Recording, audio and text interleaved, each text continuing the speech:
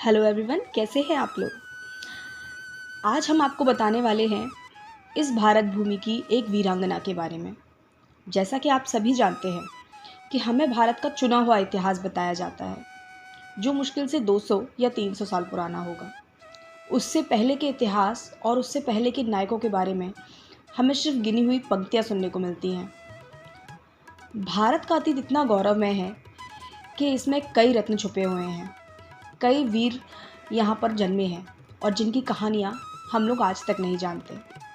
नमस्कार, मैं हूँ आपकी होस्ट नीलम और आप देख रहे हैं स्मार्ट ट्रैवल विद नीलम। आज मैं आपको इतिहास के पन्नों में गुम हुई एक वीरांगना के बारे में बताने वाली हूँ। जब सिकंदर का नाम आता है और भारत से उसका प्रसंग जुड़ता है तो हमें सिर्फ पोरस की कहानियाँ सुनाई जाती हैं।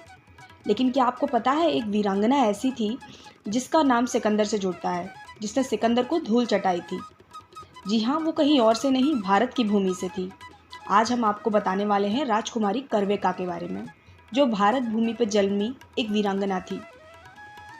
आज हम आपको इनसे जुड़ी हुई एक कहानी बताने वाले हैं जो इतिहास के पन्नों में कहीं गुम हो चुकी है या हमें बताई नहीं जाती। प्राचीन भारत के पंजाब क्षेत्र में कठ नाम का गणराज्य था, जो कि बहुत प्रसिद्ध और विशाल था, जहाँ की राजकुमारी थी राजकुमारी करविका। इतिहास में इनका वर्णन कुछ इस प्रकार मिलता है कि राजकुमारी ऊंची कद काठी, जो कि लगभग 6 फीट थी। राजकुमारी का रंग उगते सूर्य की लालिमा के समान था। इनके मुख पर सौम्यता और तेज था, जिसके कारण इनकी छवि माँ दुर्गा जैसी लगती थी। राजकुमारी का प्रिय कार्य था शास्त्रों का अध्ययन और शस्त्र का अभ्यास। कहा जाता है मात्र 10 वर्ष की आयु में इन्होंने धनुर्वेद के ज्ञान में पारंगतता हासिल कर ली थी। इसके अलावा इन्होंने कई तरह की युद्ध कलाओं को सीखा था, जिसमें धनुष बाण का उपयोग और हाथ से फेंके जाने वाले अस्त्र जैसे भाले और बारूद को फेंकने की पद्धति को सीखना, आंखों पर पट्टी बांधकर दोनों हाथों से तलवार चलाना, बिना अस्त्र शस्त्रों यानी खाली हाथ युद्ध करने में, जिसे आज हम मार्शल आर्ट भी कहते हैं, उस तरह की विद्याओं में राजकुमारी ने पारंगतता हासिल की थी। उन्हें अपनी प्रजा से भी बहुत प्यार था। कहा जाता है कि वो साधारण वस्त्रों में अपनी प्रजा को देखने जाती थी, ताकि वो उनके दुख दर्द को मालूम कर सके और क्या परेशानी है इसका पता लगा सके और उनका उपाय कर सके। लोग उन्हें अपनी सम्राज्ञी के रूप में देखते थे। कठ गणराज्य की प्रजा उन्हें अपनी क्या कहते हैं माता के समान, या कहा जाए तो भाव्य सम्राज्ञी के समान देखती थी। इसी समय में भारत पर सिकंदर का आक्रमण हुआ। सिकंदर की ने यहाँ पर भयंकर तबाही और नरसंहार मचाते हुए सिंध की तरफ से सर्वप्रथम कठ गणराज्य में प्रवेश किया। ऐसी सूचना मिलते ही राजकुमारी ने अपने सैन्य बल को एकत्र करने के लिए हुंकार भरी और घोषणा कर दी कि राजकुमारी सभी स्त्रियों को सेना में भर्ती करेंगी, और उन्होंने किया भी ऐसा ही। उन्होंने चंडी सेना नाम की एक सेना बनाई। प्रमाणों के अनुसार कहा जाता है इस सेना में 1300 अश्वरोही स्त्रियां यानी घुड़सवार स्त्रियां और 3500 पैदल स्त्रियां और कुछ धनुर्धारी स्त्रियां और 10 से 12 हज़ार तक सैन्य बल था। संपूर्ण विश्वधरा के इतिहास में ये पहली ऐसी सेना थी जहां पर केवल वीरांगना नारियों ने युद्ध लड़ा था। ये बात है वर्ष 325 ईसा पूर्व में। सिकंदर अपनी विशाल सेना के साथ कठ गणराज्य में आ चुका था। सिकंदर को इस युद्ध को सहज विजय मिलने की अपेक्षा थी। उसने सोचा कि वो जीत जाएगा आराम से। जहाँ इतनी बड़ी बड़ी सेनाएं उससे हार गईं, वहाँ एक स्त्री उससे क्या जीतेगी, और एक स्त्रियों की मामूली सी सेना उससे क्या जीतेगी। क्योंकि सिकंदर को अपनी विशाल सेना पर बहुत घमंड था, लेकिन उसे नहीं पता था कि आगे उसके लिए कौन सा समय इंतजार कर रहा है। सिकंदर के प्रवेश की सूचना मिलते ही राजकुमारी ने रणनीतियाँ बनाना शुरू कर दी थी। उन्होंने उपाय सोचना शुरू कर दिए थे। उन्होंने कुशल व्यूह बनाने की संरचनाएं सोचना शुरू कर दी थी और अपने युद्ध सलाहकारों से परामर्श लेना शुरू कर दिया था। इसी का नतीजा था कि उन्होंने एक ऐसी योजना बनाई जिसे ल्योर द टाइगर, यानी कि शेर को उसकी मात से बाहर लाना, इस तरह का उपाय सोचा और सिकंदर की बड़ी सेना को हराने का प्रयास शुरू कर दिया।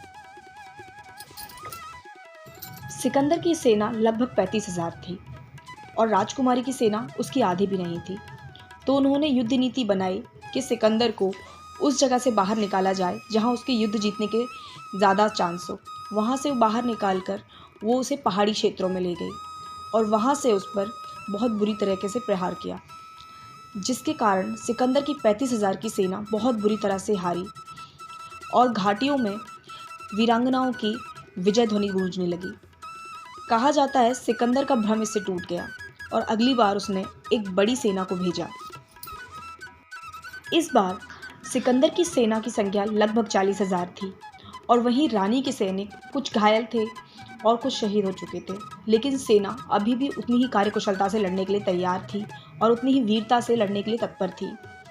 सिकंदर ने अपनी रणनीति बदली और बहुत ही बर्बर युद्ध नीति अपनाई, पर राजकुमारी कर्विका और उनकी वीरांगनाओं ने इस बार भी उनकी जीत के भ्रमजाल को तोड़ते हुए उन्हें धूल चटा दी। कहा जाता है कि ये सेना भी बहुत बुरी तरह से हारी।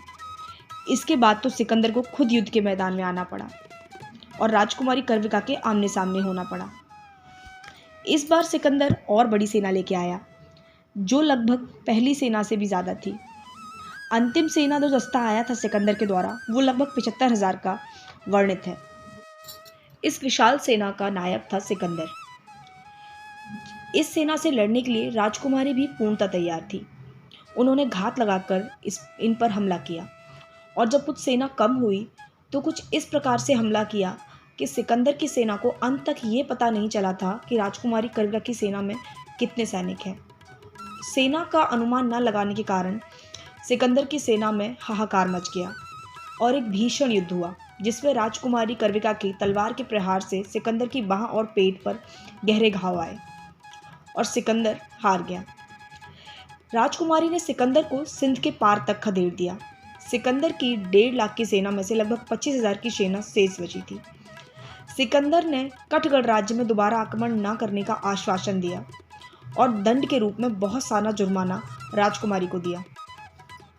इस अंतिम युद्ध में कठगढ़ राज्य की भी लगभग 2500 वीरांगनाएं बलिदान हो गई, जिनका नाम इतिहास के दस्तावेजों में मिलता है, जिनमें से कुछ मृदुला, सौरायामिनी, जया, गणनिया इत्यादि नाम आपको सुनने को मिल जाए। एक वीरांगना की इतनी अद्भुत गाथा जिससे हम आज तक अनजान हैं।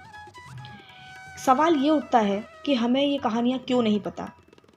अगर मेरी तरह आपके मन में भी ये सवाल है तो आप भी ऐसी कहानियों को हमसे साझा करें। अगर आपको हमारी वीडियो पसंद आई हो तो इसे लाइक करें और शेयर करें, औरों तक भी इस वीरांगना की गाथा को पहुँचाएँ। साथ ही साथ हमारे चैनल को सब्सक्राइब करें और बेल आइकन दबाएं। हम आपको इसी तरह के नए कंटेंट के साथ मिलेंगे।